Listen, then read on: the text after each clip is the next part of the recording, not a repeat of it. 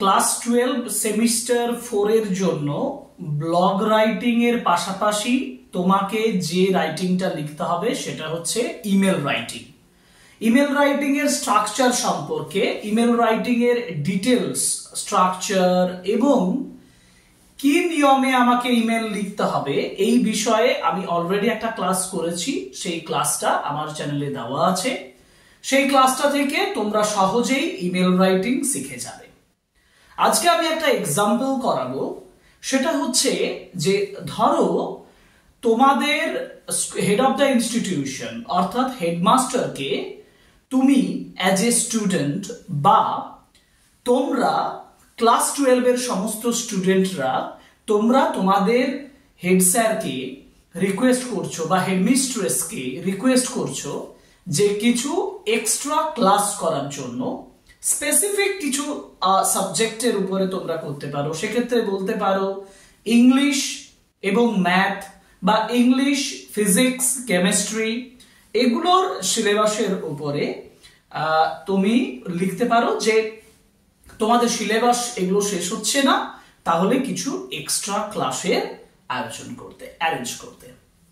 তাহলে সেক্ষেত্রে তুমি তোমার হেড অফ দ্য ইনস্টিটিউশনকে যখন একটা ইমেল লিখতে যাচ্ছ, সেই ইমেলটা কিভাবে লিখবে সহজভাবে আমি সেটা এখানে আলোচনা করব, এই ক্লাসে আলোচনা করব। দেখো, আমি সাবজেক্ট ম্যাটারটা প্রথমেই লিখে দিয়েছি। সাবজেক্ট ম্যাটারে বলেছি যে email writing to HM for extra classes. Email writing এর প্রথম যে বৈশিষ্ট্য সেটা হচ্ছে যে কোন ইমেলকে লিখতে হচ্ছে, মানে তোমার স্কুলের হেড অফ দ্য ইনস্টিটিউশন তার ইমেল অথবা তোমার স্কুলের যে ইমেল সেই ইমেল আইডিটা দিতে হবে টু দিয়ে, এবং ফ্রম দিয়ে তোমাকে লিখতে হবে যেখান থেকে ইমেলটা যাচ্ছে অর্থাৎ তোমার ইমেলটা। বোঝা গেল? তাহলে আগে একটা জিনিস ক্লিয়ার, যেমন প্রথমে যদি এই যে ফ্রম কথাটা লেখো, এই যে ফ্রম মানে হচ্ছে যেখান থেকে ইমেলটা যাচ্ছে তোমার ইমেল। ধরো তুমি লিখলে abc@gmail.com। ফ্রম এবং টু মানে যাকে লেখা হচ্ছে, মানে তোমার হেড অফ দ্য ইনস্টিটিউশন, মানে তোমার স্কুলের যে ইমেল আইডি, সেই ইমেল আইডিটা তোমাকে এখানে দিতে হচ্ছে। ধরো সেটা তুমি লিখলে xyz@gmail.com হয়ে গেল। এরপর থার্ড স্টেজ যেটা, সেটা হচ্ছে যে তুমি সাবজেক্ট ম্যাটারটা লিখবে। আমার সাবজেক্ট ম্যাটার কি? সাবজেক্ট ম্যাটার হচ্ছে ফর এক্সট্রা ক্লাসেস। আমি এখানে সাবজেক্ট লিখব। সাবজেক্ট লিখে লিখব যে প্রেয়ার মানে রিকোয়েস্ট বা প্রার্থনা, প্রেয়ার ফর এক্সট্রা ক্লাসেস। এটা আমার সাবজেক্ট ম্যাটার হয়ে গেল। আমি এটা আমার যে কোয়েশ্চেনটা দেওয়া হচ্ছে সেই কোয়েশ্চেনটাতে এটা লিখতে হবে। আরেকটা জিনিস, যে তুমি যখন এটা লিখছো তখন তোমাকে মনে রাখতে হবে 75 ওয়ার্ডস বলা থাকে, কিন্তু 75 ওয়ার্ডস এর মধ্যে তুমি পার্টিকুলারলি একটা ইমেল কমপ্লিট করাটা অনেক সময় চ্যালেঞ্জিং হয়ে যাবে। সেক্ষেত্রে তুমি 100 ওয়ার্ডস এর মধ্যেও লিখতে পারো, এক্ষেত্রে কিছু এসে যাবে না। ঠিক আছে? যেমন এখানে আমি বলে দিলাম, সাবজেক্ট বলে দিয়েছি। সাবজেক্টের পরের যে স্টেপ সেটা হচ্ছে স্যালিউশন, মানে তুমি স্যালিউট করবে। আমি যেমন লিখছি দেখো, যে রেসপেক্টেড স্যার, যাদের হেডমিস্ট্রেস তারা লিখবে রেসপেক্টেড ম্যাডাম।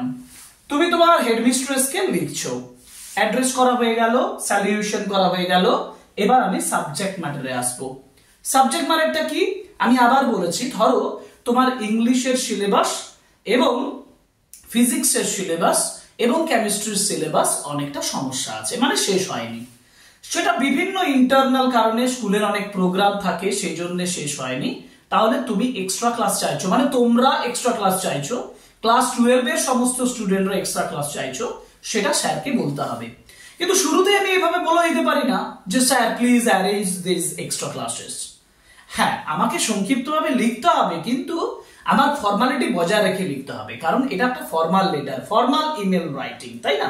যেহেতু তুমি তোমার হেড অফ দ্য ইনস্টিটিউশনস কে লিখছো, প্রথমে তুমি তাকে একটা সম্মানপূর্বক লিখবে যে উইথ, দেখো আমি বলছি এই ফরম্যাটটা বোঝা, মানে এই ফরম্যাটটাতে লেখার চেষ্টা করবে, with due respect. With due respect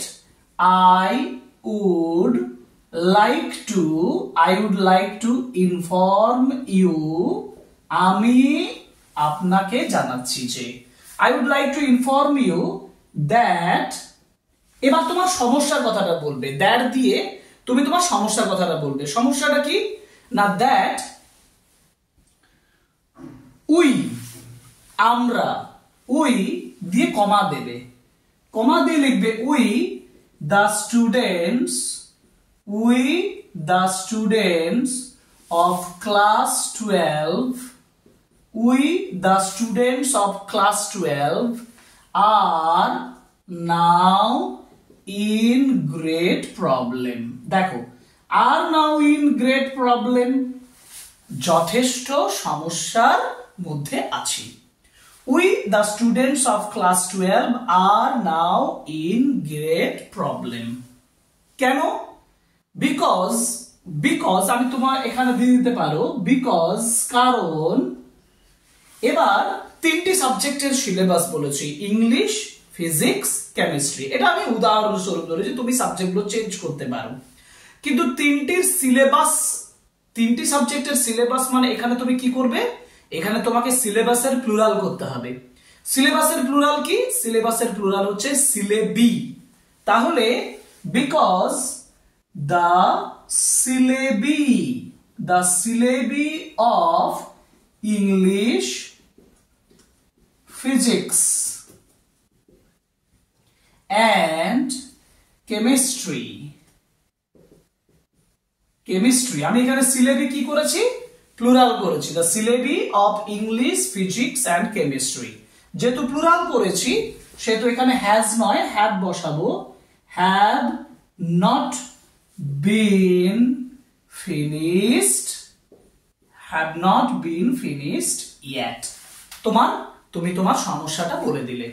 আমি আবার বলছি একবার, দেখো যে with due respect I would like to inform you that we the students of class 12 are now in great problem, যথেষ্ট সমস্যার মধ্যে আছি, because the syllabi of English, physics and chemistry have not been finished yet, এখনো শেষ হয়নি। কিন্তু এটা চিন্তার কারণ কোনখানটায়, ধরো তোমার পরীক্ষা আর 1 মাস কি 2 মাস বা 1.5 মাস রয়েছে, তাই না? মানে আমাদের হাতে আর 1 মাসের মতো সময় আছে। তাহলে আমরা 2026-এ উচ্চ মাধ্যমিক পরীক্ষায় বসতে চলেছি। we are going to sit for HS examination এর জন্য আমরা বসতে চলেছি HS examination 2026। we are going to sit for HS examination 2026 এবং and we have আমাদের আছে only 1 month, আমাদের 1 মাস শুধু সময় আছে, এটা বলে ছেড়ে দাও। we have only 1 month, আমাদের আর 1 মাস আছে, যেটা আমরা বলি না আমাদের আর 1 মাস সময় আছে, বা আমি আরো যোগ করলে বলবো we have only 1 month to complete the syllabi বা complete the syllabus, তাই না? এবার এটা বলার পরে তোমাকে কি বলতে হবে? তোমাকে বলতে হবে সুতরাং এই পরিস্থিতিতে যদি আমাদের সিলেবাস আমরা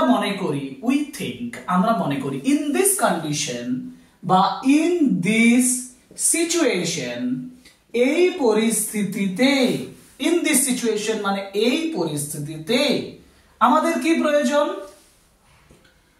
we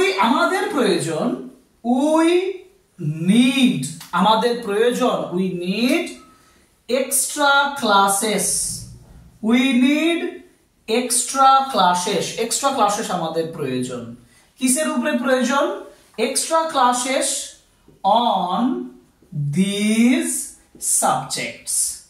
এই সাবজেক্টস গুলোর উপরে এক্সট্রা ক্লাসের প্রয়োজন। কেন না? To complete the syllabi,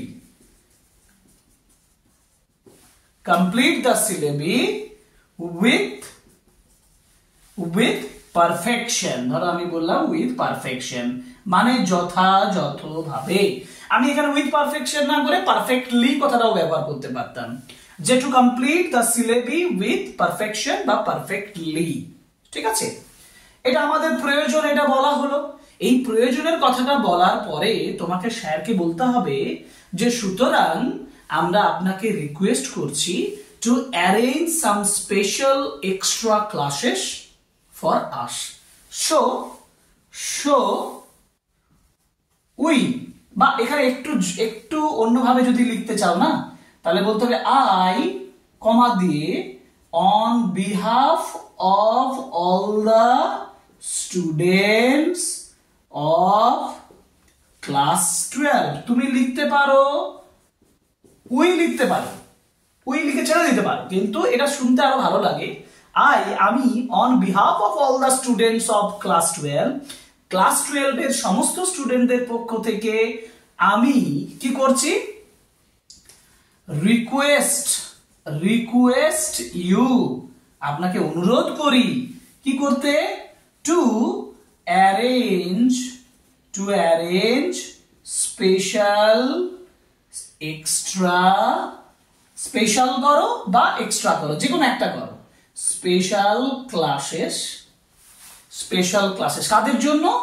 for us, তাই না? এটা হয়ে গেল, বডি হয়ে গেল। এবার তুমি কি করবে? তুমি একটা কনক্লুসিভ সেন্টেন্স লিখবে। কনক্লুডিং সেন্টেন্স কিভাবে লিখবে? তুমি বলবে সো বা therefore we will be highly obliged, আমরা খুব বাধিত থাকবো, ইফ ইউ কাইন্ডলি, যদি আপনি আমাদের এই অনুরোধটা রাখেন। খুব সিম্পল। উই শ্যাল বি বা উই উইল বিও করতে পারো। উই শ্যাল বি, এখন শ্যাল উইল এর ডিফারেন্স কিছু করা হয় না, উইল ব্যবহার করা হয়। সো উই উইল বি, এখানে দেয়ারফর কথাটা ব্যবহার করতে পারো। Therefore we will be highly obliged, আমরা বাধিত থাকিব, ইফ ইউ কাইন্ডলি গ্র্যান্ট, যদি আপনি মঞ্জুর করেন, if you kindly grant our request, যদি আপনি আমাদের অনুরোধটা মঞ্জুর করেন। GRANT, গ্র্যান্ট মানে মঞ্জুর করা। এবার ধন্যবাদ দেওয়ার জন্য তোমাকে বলতে হবে থ্যাঙ্কিং ইউ। থ্যাঙ্কিং ইউ কথাটা বলা হলো, ধন্যবাদ দেওয়া হলো। ধন্যবাদ দেওয়ার পরে এবার তোমাকে শেষ করতে হবে কি বলে না, এইখানে ইমেলের ক্ষেত্রে আমরা এমনি যখন আমরা চিঠি লিখি ডান দিকে লিখতে যাই, কিন্তু ইমেলে আমরা সবকিছু বাদ দিকে লিখবো। ঠিক আছে, তাহলে আমরা কি লিখবো এখানে? yours faithfully, আপনার বিশ্বস্ত। এখানে তুমি তোমার নামটা লিখবে। ধরো তোমার নাম হচ্ছে অনিল দাস, লিখলে তোমার নাম, কিন্তু তোমার নামের পরে ব্র্যাকেটে তুমি যে ক্লাস 12 এর স্টুডেন্ট সেই ডিটেলসটা দিতে হবে। মানে ক্লাস 12 রোল নাম্বার এত, এটা বলে ছেড়ে দাও। ধরো রোল নাম্বার 4। কিন্তু এই যে বললাম, আমি একটু আগেই বলেছি যে on behalf of all the students, কিন্তু এখানে আর আলাদা করে লেখার দরকার নেই যে on behalf of all the students. কিন্তু আরেকটা জিনিস এখানে রয়ে যায়, সেটা কি না, সেটা হচ্ছে যে আমি যখন ইমেল বুঝিয়েছিলাম তখন বলেছিলাম অ্যাটাচমেন্ট দিতে, কিন্তু এখানে কি কোনো অ্যাটাচমেন্ট হবে না? এখানে কোনো অ্যাটাচমেন্ট করা যাবে না। মানে অ্যাটাচমেন্ট কি দেবে? তুমি তো স্কুলেই পড়ছো, তুমি স্কুলেই আছো, তুমি ইমেল লিখছো, এখানে কোনো অ্যাটাচমেন্ট লাগবে না। অ্যাটাচমেন্ট কখন লাগে? যখন কোনো কিছু প্রুফ দেবে। ধরো তুমি তোমার হেডমিস্ট্রেস বা হেডমাস্টারকে বলছো আমি এদিন অনুপস্থিত ছিলাম অসুস্থতার জন্য। তাহলে তুমি যখন অসুস্থ ছিলে, যেটা আমি শুরুতেই বলেছিলাম, মানে ফার্স্ট ক্লাসে ইমেল রাইটিং এ করিয়েছি, অসুস্থতার জন্য তোমাকে ডাক্তারি সার্টিফিকেট, মেডিকেল সার্টিফিকেট তুমি প্রুফ হিসাবে দিচ্ছ, সেটা তুমি অ্যাটাচমেন্ট হিসাবে দিতে পারো। এইটা বলে তুমি ক্লোজ করো এবং এটা তুমি তোমার স্যারকে পাঠিয়ে দাও। মানে পরীক্ষার খাতায় ঠিক এইভাবে তোমাকে ইমেল রাইটিংটা বানাতে হবে। কিন্তু আমি আরো একটা কথা বলেছিলাম যে ইমেল রাইটিং এর ক্ষেত্রে তুমি একটু সাজাতে পারো। কিভাবে সাজাতে পারো? যেমন ধরো এই যে ফ্রম লিখেছো, এটা তুমি একটা বক্সের মধ্যে রাখতে পারো। হ্যাঁ, এটা একটা বক্স রাখতে পারো। টুটা তুমি আলাদা করে একটা বক্স করতে পারো। হ্যাঁ, সাবজেক্ট ম্যাটারটার নিচে আন্ডারলাইন করতে পারো। রেসপেক্টেড স্যার, এই জিনিসটা করার দরকার নেই। এবং পুরো আনসারটাকে তুমি একটা বক্সের মধ্যে আনতেও পারো, নাও আনতে পারো, আনলে খুব সুন্দর দেখায়। এটা একটা ট্রিক্স, যেটা যিনি তোমার স্যার দেখবেন, এই উত্তরটা যখন দেখবেন, তখন কিন্তু তোমার প্রতি একটা ভালো ইমপ্রেশন তৈরি হবে, সেই লেখাটা আরো ভালো মার্কস দিতে সাহায্য করবে এই ডেকোরেশনটা। ঠিক আছে, তাহলে আমরা আজকে ইমেল রাইটিং শিখলাম, তাই তো? ইমেল রাইটিংটা করলাম কিসের উপরে? Extra classes, prayer for extra classes. এইভাবে তুমি একটা ইমেল লিখতে পারো সহজেই। সুতরাং আশা করি বুঝতে পেরেছো, আশা করি কোনো ডাউট নেই। যদি কোনো প্রশ্ন থাকে তাহলে অতি অবশ্যই কমেন্ট বক্সের মাধ্যমে জানাবে। আর এরকম যদি রাইটিং তোমাদের প্রয়োজন হয় তাহলে সেটাও আমাকে জানিও, আমি সেই রাইটিং করার যথেষ্ট চেষ্টা করব তোমাদের জন্য। আজকের ক্লাস এখানে শেষ করছি, পরের ক্লাসে আবার দেখা হবে। Thank you very much, good by.